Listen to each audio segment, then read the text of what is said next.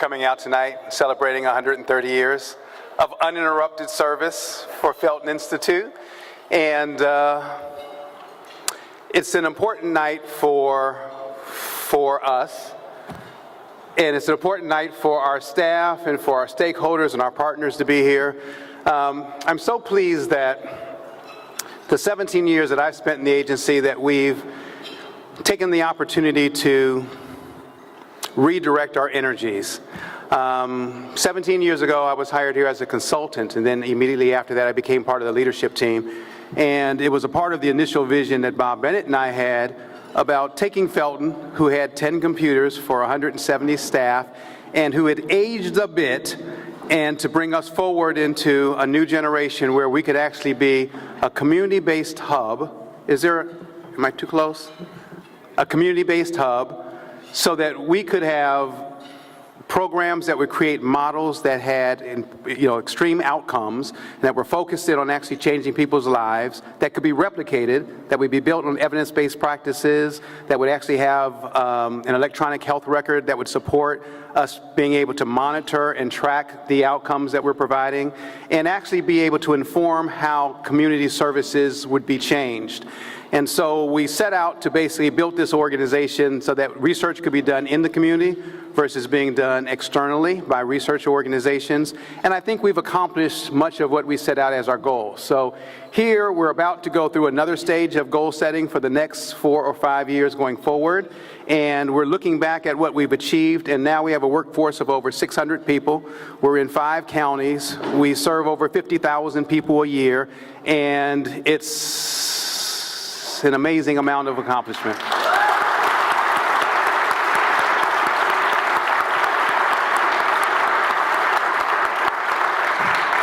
I'm not going to talk about how we're going to do market disruption going forward and how we're going to change the way mental health services are being provided.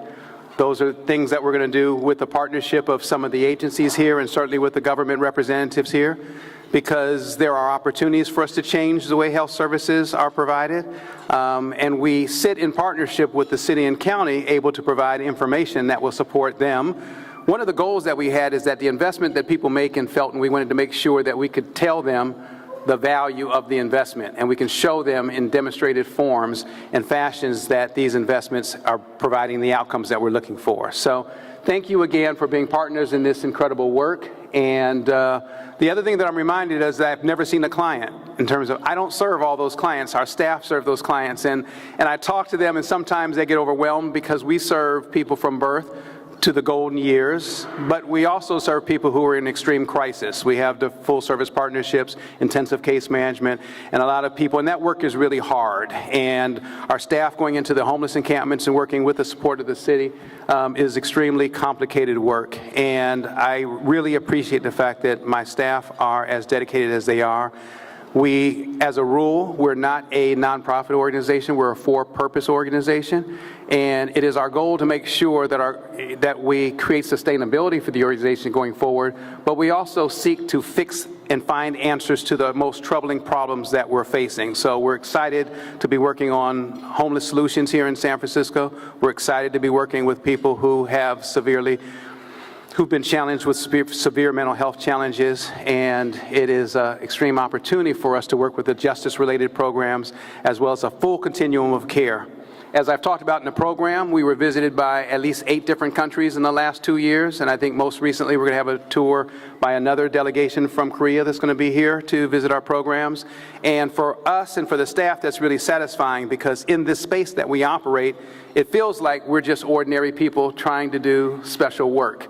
But when other people start recognizing that and start coming to visit us from around the world, it lets us know that we must be doing things in a special form and in a special fashion, and that's hugely important for us.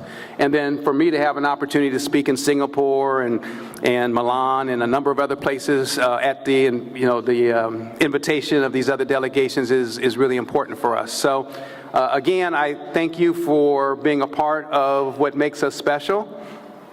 And you're going to see more of what we're going to do in the next 4 or 5 years. I'm pretty excited about what sits in front of us based on the infrastructure that we've built, and thank you for your support. Long before I met Eve, I was an admirer of her work. She's always been a great advocate for people who are in pain and struggling. And under her leadership, she started the HIV hotline, Nightline. She also, which was the only HIV suicide hotline in the nation, by the way. She also formed the Youth Risk Reduction and the Relapse Prevention Lines. She created a grief group and support network. She also was one of the lead advocates to try and get a net built under the Golden Gate Bridge, because San Francisco is one of the top destinations in the entire world for people who are committing suicide. They'd come jump off of the Golden Gate Bridge. So she lobbied for many years to get additional lighting on the bridge and to get a net put under the bridge to help people from not committing suicide. She's also been a national champion for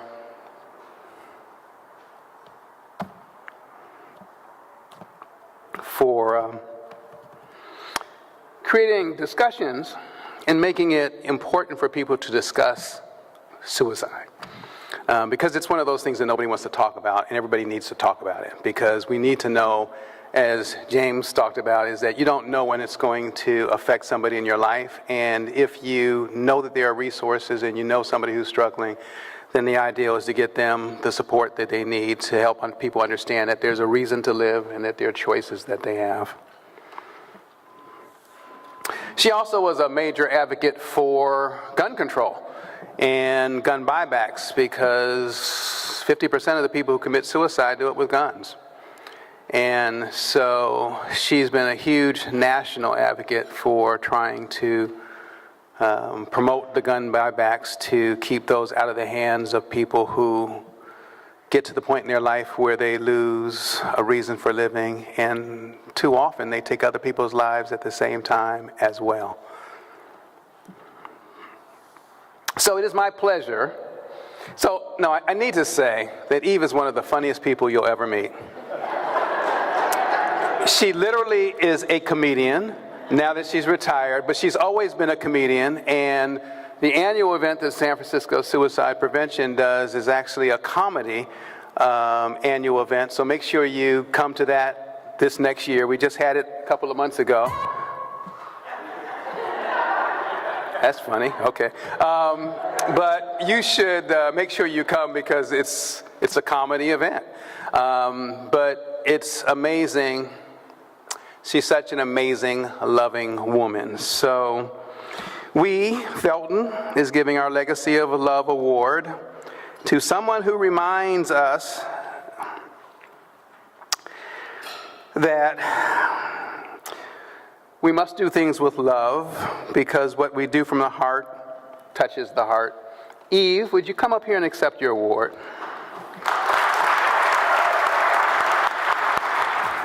Thank you all so much. I have no idea what to do with this cane. Just, and maybe it hangs. No, they don't hang. I'm not more disabled than most people. I'm just more newly disabled. And I have absolutely no idea what to do with all the stuff that goes with it.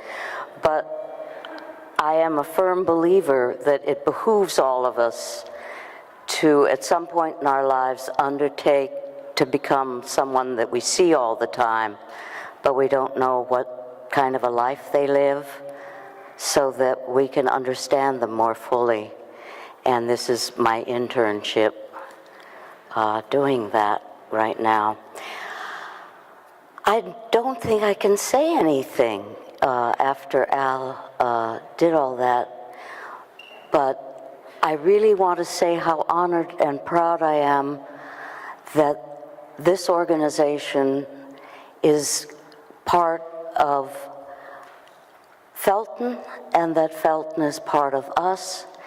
And I want to tell you a story, of course, because this is story night and story hour, and maybe this will all make sense instead of just sounding like something. Just at the end of World War II, a family is working its way down through France and across the border into Spain. They're at the French seashore and they're trying to cross over into Spain. And they are stopped by border guards who don't like the papers. The family consists of a father, a mother, and a young boy about 10 years old. And the border guard says, I have to check on these papers. They don't look right. And the father looks at the mother and says, we're not going back, right? And she nods, and they take the son's hands and they start to walk into the water. And the son screams. He realizes they're going to kill themselves and him. And he screams, no, no. And they hold him tighter and they say, we're going. And they walk into the water. And the more he screams no, the deeper they go. And suddenly there's someone else in the water. And it's the border guard. And he says, no, the papers are fine. It was a mistake. Please come out. 1 year later, after they had caught the last boat to the United States, 1 year later, I was born into this family.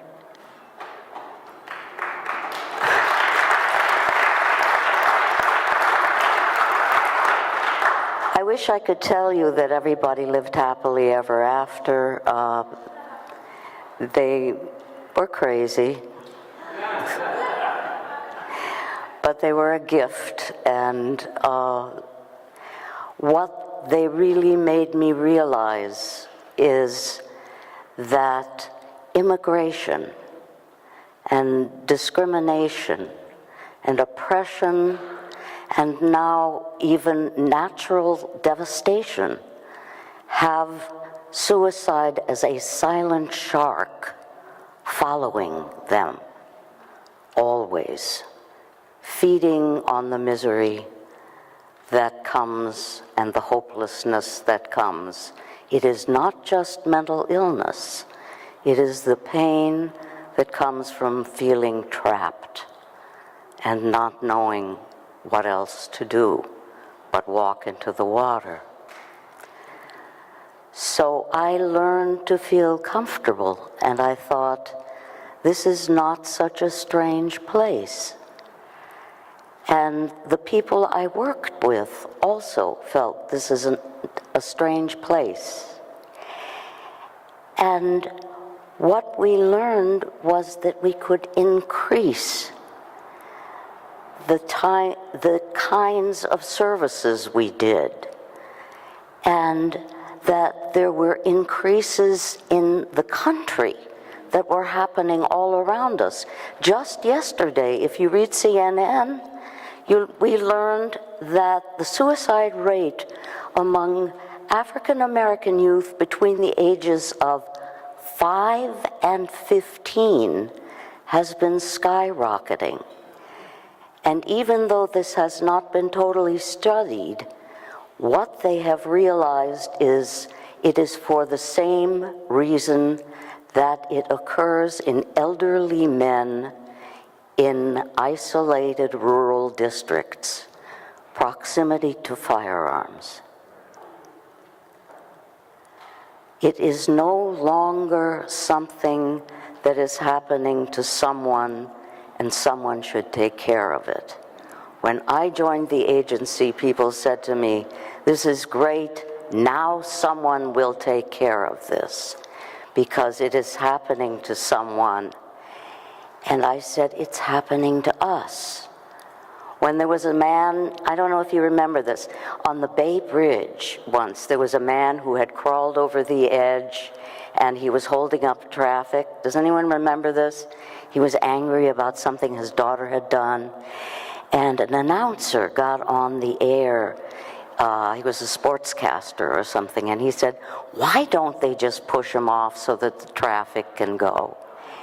And I called the studio and I said, "Now, you get him to say, why don't they push my father off so the traffic can get moving? Because it is not someone else, it is us."